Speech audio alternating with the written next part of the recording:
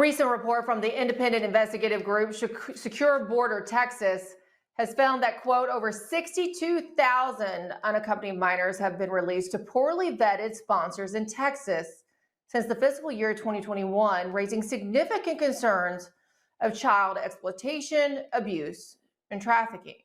They say they continue to break down this data by across counties and zip codes in Texas. Those numbers are staggering. Just let that sink in for a moment. Those are just the children we know about. How many unaccompanied minors have been secreted into the United States without the knowledge of the federal government?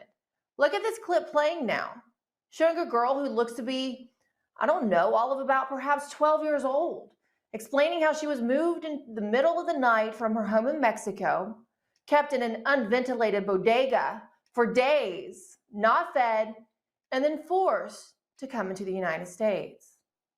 This is not just a normal event. This sort of thing was actually happening, was stopped by former President Donald J. Trump for the most part. Here's a graph from Secure the Border Texas showing how just a single county in Texas has endured an explosion of unaccompanied children since Joe Biden and Kamala Harris took office in 2021. You might ask, where is our federal government? Whatever happened to so-called border czar Kamala Harris? Is she even aware of this crisis? Well, here she is in 2021. Do you have plans to visit the border? Not today, but I have before, and I'm sure I will again. Well, some people, unlike Vice President Harris, refuse to abandon this issue. The plight of unaccompanied minors and the overall lack of security along the southwestern border is the subject of famed investigative journalist and muckraker James O'Keefe's newest film. We got an unaccompanied minor right here, guys. This is heartbreaking right here. See the handcuffs? Those criminals are being put with the kids? Yep. They're putting the criminals with the kids.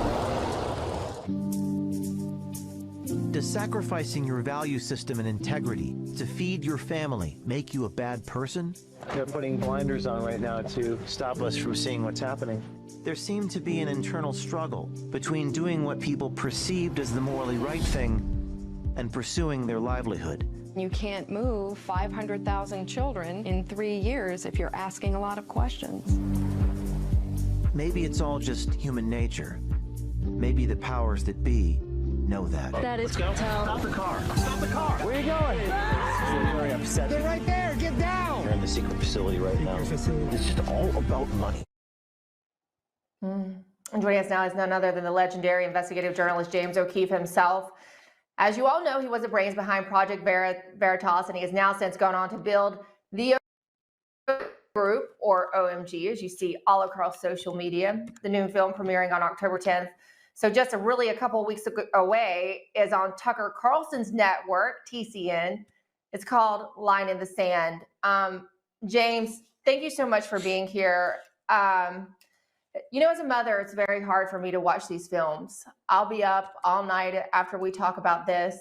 So I thought you posed a very important question, because I often wonder about the people who work the border and who are involved in, moving these children across the country. How do you turn on the blinders? You obviously spent time with them. What do they have to say for performing their job while they know and see what exactly is going on with these children who are being flooded into our country? And thank you for having me on. Very excited about this film, Line in the Sand. Comes out next week. It took me a year to do this, and it's a very unusual film. It's the true reality. It's not pretend. These are real moments. These are not scripted moments. These are unguarded moments. And to answer your question, a lot of the Border Patrol agents feel very discouraged. They feel extremely depressed. And they've become a processing agency to process people. So they don't really have any autonomy. They're not really doing any law enforcement activity. They're just processing these sometimes children, and they're sending them to people they don't know where they're sending them to. So they feel very discouraged. And the movie is called Line in the Sand because it's a triple pun. It's about the border, but it's not really about the border. It's about this age-old question: at what point are you yourself doing evil things if you participate in evil in order to earn a living. And I don't know if we've reached the tipping point yet, probably are at the tipping point in our country where we have to decide whether we're a nation of cowards or whether we're going to stand up, stand together and say this is wrong. And lost in this entire crisis is any question about right and wrong. It's just become a money issue, a money flow. So these are the types of questions we explore in the film. Yeah, the title is so poignant. It's so perfect, James. And I agree with you. I often wonder, when do we reach the line in the sand that more people gain the courage to step up and do something about it, or say, I can't do this job this way. We have seen a few whistleblowers. We featured some of them on this show. James, did you arrive at any answer? I mean, you say we might be close to a line in the sand. What do you think it will take after having the firsthand experience you now have? I think it's going to take extraordinary courage from people who have to fight against their own instincts for self-preservation. In other words, most people I spoke to are just doing their job, to feed their family, earn a living. And, that's just the tale as old as time. We do what it takes to get by, but then you contrast that with the actions of a couple people who are actually, they do stand up, they do the right thing. And you contrast those two different groups of people, and it takes one man who doesn't have a price. Along the way, I found everybody who had a price. Everyone had a price, was for sale. I'm just doing this. But at a certain point, you have to ask the question, are you able to live with yourself? Do you have a clean conscience doing this? And there's this brave individual at the end of the film, Zach is his name, Border Patrol agent, blows the whistle in uniform. He gets sent a cease and desist letter last week. I went up to Vermont. This is on the Canadian border. People don't realize that there's a flow on the Canadian border as much as the Mexican border up there in Vermont. And I confronted his supervisors. And now another guy has come out, Aaron Vecchi in Arizona. He was sent a cease and desist letter for speaking about these atrocities. So that the film, underlying all of this are these 500,000 unaccompanied children that flow into the country. Nobody asks questions about anything of this nature, because to ask the question is to invite investigation, is to raise flags. They don't want to raise flags. They just want to process these people. So the film kind of goes into all this. I was really glad, James, to see that during the vice presidential debate, the missing 320,000 children, which is what the estimate is right now, of the children who come across the border that supposedly the government can't find, though that number is hard to gauge, right? Because there's so many that come across that the government's not aware of at all. I was glad to see it come up in the vice presidential debate, because it hadn't come up in the presidential debate. And I just feel like if people are aware of this problem, there are really, I know for you and I, it might be hard to believe in my audience who's well aware of the issue, but a lot of people out there in America just aren't familiar with this crisis that's occurring in our country and these missing children and what kind of circumstances they're likely headed into, right? I don't think people have any idea. I don't think people know about these child detention centers in Texas and the names of these locations and the money that's flowing into them. I mean, most people have some semblance of an idea that the border is broken. I think the news reports, you see people standing in front of the wall, doing the stand up, but you don't really go into it and go through the wall with the immigrants. I mean, we actually put recording devices on these beams. You could hear the cartel talking to each other. You hear the smugglers say, push the people, get the drugs.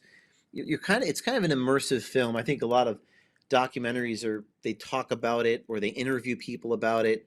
They're more preachy. This film is more of like an action movie, and that you're actually there. And I think that that's important, to see things through a different lens, to see the absurdity of it, the irony of it.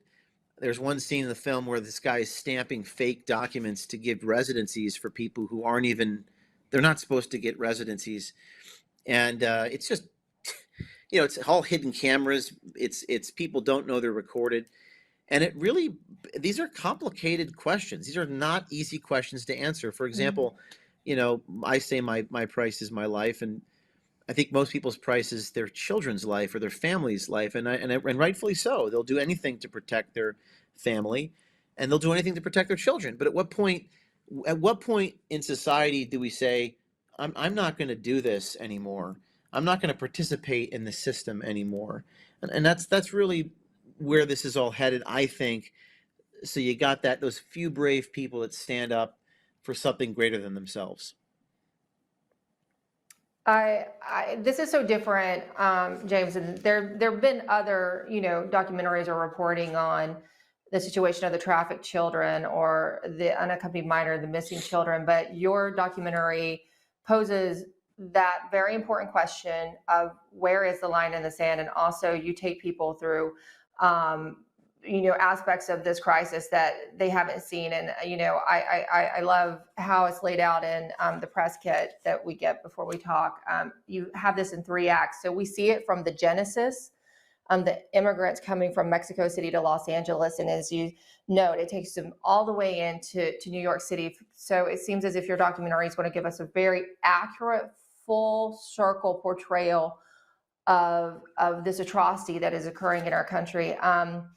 James, I can say I look forward to the information I'm going to glean from watching your film. I know it's going to be very hard to watch, but you're an amazing storyteller. And I think that anyone, you're someone who can reach people with his story and wake them up to what's happening. So James, congratulations on the film. Thank you for doing the hard work and going out there and doing it. And again, people can see it on the Tucker Carlson Network, correct, starting next week. Yeah, Tucker Carlson Network, October 10th. That's next week. It'll be live, and thank you for having me on, and stay tuned for more updates.